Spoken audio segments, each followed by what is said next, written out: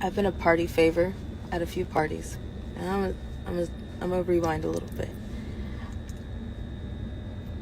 After a certain point of being traumatized, after a certain point of realizing that nobody loved me for me and just for what I could do, or whatever the fact that it was, what people thought about me when I was a little kid, I was naive like that. Do you understand what I'm saying? So after a certain point, I didn't give a damn who did what. I just wanted to be seen. Who is trafficking these children? Where are they getting these kids from? When Diddy's house was being raided, the neighbor drove by and said, yeah, they bust kids in at 3 a.m. How are they busing kids in? Where would you go to get a busload of kids?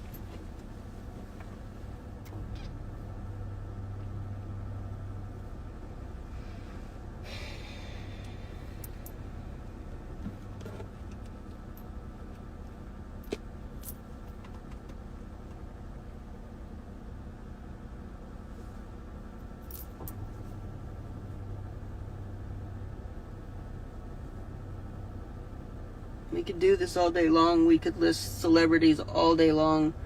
But until you guys are soul sick and disgusted and get a righteous anger, it's kind of pointless to keep just naming names. We've been naming names for years. I'll give you some names. You wouldn't even know them though, because CPS covered them up.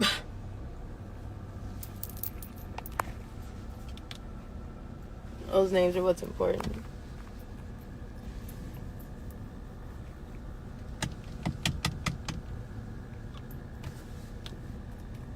This is a lot. You're going to be seeing more cannibalism come out into the light, because that's part of satanic ritual abuse. That's part of what these people do. I've said for years, they're not like us. They don't think like us. They don't act like us. They don't have integrity. They're not like us. They don't have any value for life unless it's their own. And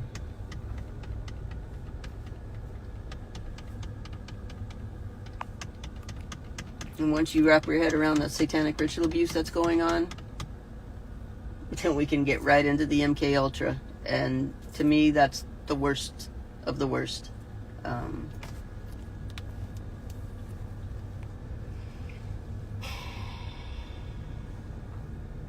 I don't know what happened.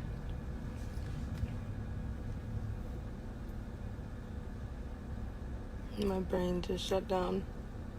I just can't. I'll come back on here when I can. I'll be back tomorrow. Give me till tomorrow. Sharon told her to hold on half the affidavits. Just wait a second, and it'll drop one. But that doesn't matter. Like, do you understand what I'm saying? It doesn't matter until it matters. People can drop evidence all day. You got shit coming out left and right. It doesn't matter until it matters to somebody that is personal. Well, it matters. What are you going to do? What changes are you going to make in your life? Are you going to keep idolizing these people? Are you going to keep supporting them with your money? Are you going to go watch their trafficking movie even though the traffickers are funding the movie and it was about a fictional trafficking situation, when you could have just talked to any survivor and they would have given you more information? Like, everybody needs a come to Jesus meeting. Everybody needs a reality check with their life. Things are not what they seem. You're either going to keep going down that road and keep your head in the sand, or you're going to get shaken to your very core and find that righteous indignation deep inside and say, this is enough. These children are on our watch.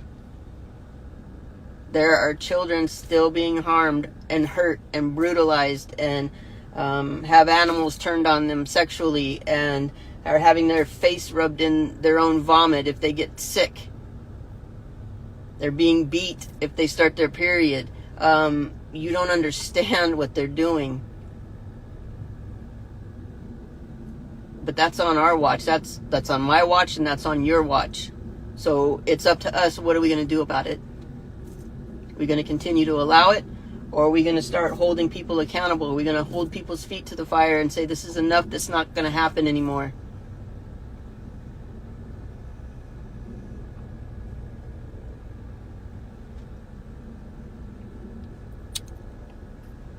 Everybody, when I was younger, they let it happen. When I went into foster care, nobody did anything. Nobody called to check. I was missing for a year from CPS custody. I ran away and made a choice myself when I was auctioned to Russia. I was like, that's enough. They're gonna kill me. I tried to tell my social worker, it's still in paperwork. I called the supervisor. We called the ombudsman. They're going to kill me. Can y'all help me? You keep talking, we'll ship you to Arizona and nobody will ever find you. I said, all right. Make a choice myself. I went missing for a year. No one came to look for me. You could tell the people who gave a damn because those are the people that are in records that called.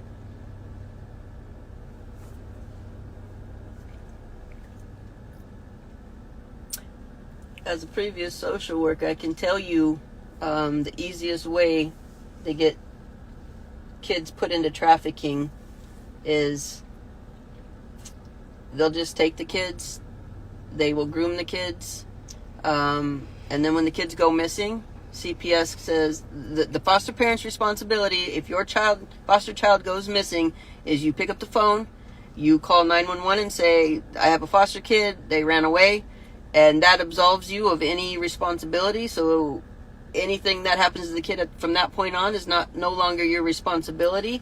It absolves CPS of the responsibility, and nobody bothers to look for the kid. They will not allow you to hunt for that kid. Mm-mm. They took me out of the missing kids network. Real quick. So a lot of missing kids are labeled runaways, and nobody ever knows what happens to them. CPS is the big pharma for children. Nobody holds them accountable at all. They can't. There's no oversight for CPS except the ombudsman, which is very, very, very loose and that's not an oversight.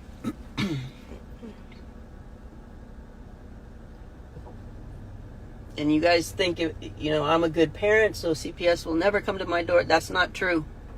If your kid gets on somebody's radar, if your kid gets on a trafficker's radar, they can file a complaint, they can make a phone call, they can send a corrupt CPS and a corrupt police officer to your house, and they'll take your kid, and that's it.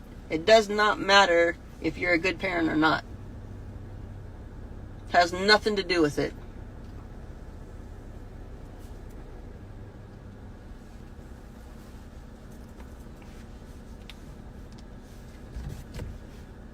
You non-monetized investigators should start digging into CPS and find out what bookmark it. Trust me. I'm saying I'm just trying to help y'all understand. You stay with me? I'm trying to help you understand. Repeat that. Because I'm not saying this is what happened. If there's a round of kids, it's the trafficker. P. Diddy gets a round of kids. Let's say that round of kids had Justin Bieber in it. There's contracts, okay? There's contracts for codes within that person. So they can take a remote and turn that person off. Britney Spears, when they want to. Lindsay Lohan, when they want to. Amanda Bynes, when they want to. Okay? So let's say there's a contract for Justin Bieber. When P. Diddy has a hold of Justin Bieber, he now owns half of those codes. If Usher had the same contract and trafficked Bieber out to P. Diddy, okay, Usher and P. Diddy now have parts of Justin Bieber's contract. Do you understand what I'm saying? So if one goes down, the other side of the code has to go down. If there's a property linked to that person, Kevin Hart, because they had something to do with the trafficking of Bieber, then their property will go down, because there's a code to that property. There's a code to everything. Your social security number is like a code. Okay? But depending on the level of MK Ultra, people have auctions for the codes on that person. So they can use a remote to them, like a TV, and shut them down, turn it up, use somebody else, change it whenever they feel like it. Bookmark it. Trust me. Trust me, bookmark it. Okay? I know it's probably not gonna make sense right now, but bookmark it.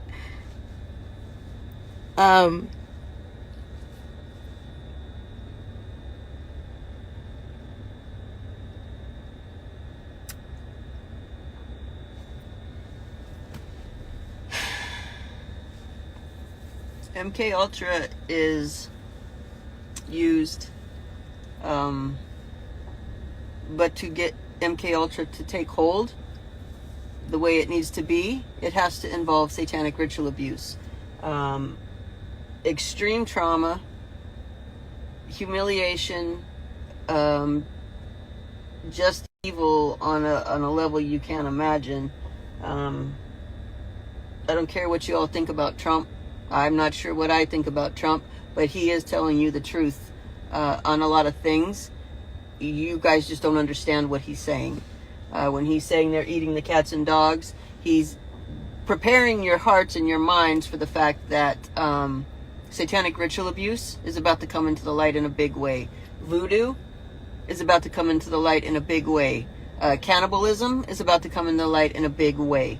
All of those things linked to MK Ultra, and it all links to trafficking.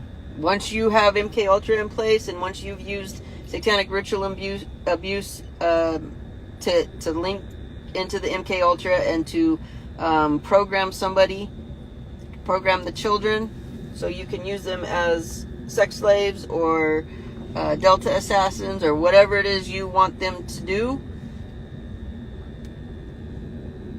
then the trafficking and all those things come into play. But you have to have the base and the foundation first.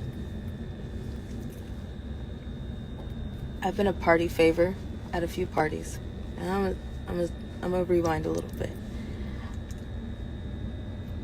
After a certain point of being traumatized, after a certain point of realizing that nobody loved me for me and just for what I could do, or whatever the fact that it was, what people thought about me when I was a little kid, I was naive like that. Do you understand what I'm saying? So after a certain point, I didn't give a damn who did what. I just wanted to be seen. And I know that a lot of people can say, yeah, there's times where a point in your life where you're just like, I just want somebody to give a damn. I just want somebody to see me, and I just want somebody to love me. Okay? So I was there a lot because I've been abused a lot. And after a certain point, I went really numb. Didn't care. A lot of people that were with me called me a traitor because they felt like I just left. I'd be mad at me too, because I stopped giving a shit about anything.